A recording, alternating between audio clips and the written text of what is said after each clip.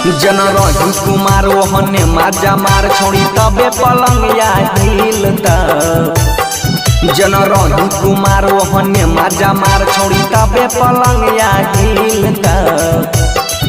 एगो छौड़ा पटाइले छौड़ी नहीं रहबे माजा मिलता। एगो छौड़ा पटाइले छौड़ी भर दबा माजा मिलता। जनरही कुमार ओहने माजा मार छोड़ी तबे पलंगिया हिलता। जनरही कुमार ओहने माजा मार छोड़ी तबे पलंगिया हिलता।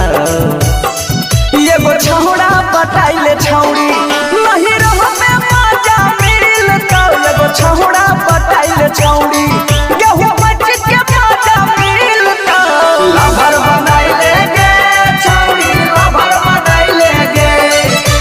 लभर बनाइले गे छौड़ी लभर बनाइले गे। एगो छौड़ा पटाइले छौड़ी नहीं रहबे माजा मिलता। छौड़ी गे एगो लभर बनाइले मनमा रहतौ भरल। आगे रतिया तहरतिया लेके दिनों में रहतौ परल। बुझली ही छौड़ी गे एगो लभर बनाइले मनमा रहतौ भरल।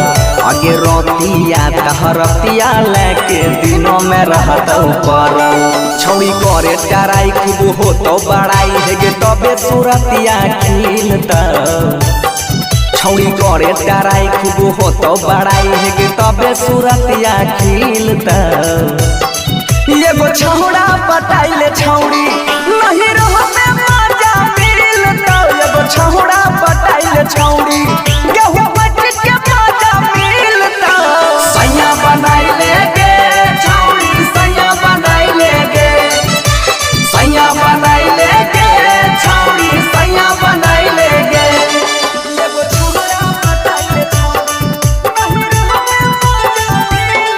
हेगे घटई वाला न छियौ चीजवा राखे ना बचाई के। ससुरा में मजा त मरते रहै छी नहिरो में लेल करे आई के। आगे मौका पे छोड़ेगे घटई वाला न छियौ चीजवा राखे ना बचाई के। ससुरा में मजा त मरते रहै छी नहिरो में लेल करे आई के। कहो रवि सुमन छही बंसी के धन छोड़ा नीतीश जैसन नहीं मिलता। कहो रवि सुमन छही बंसी के धन छोड़ा नीतीश जैसन नहीं मिलता। एगो छौड़ा पटाइले छौड़ी नहीं रहबे माजा मिलता। एगो छौड़ा पटाइले छौड़ी भर दबा माजा मिलता। हेगे पटाइले न गे तब न लगतो लगा। जय मां कत्यानी रिकॉर्डिंग स्टूडियो मानसी एक कन्या।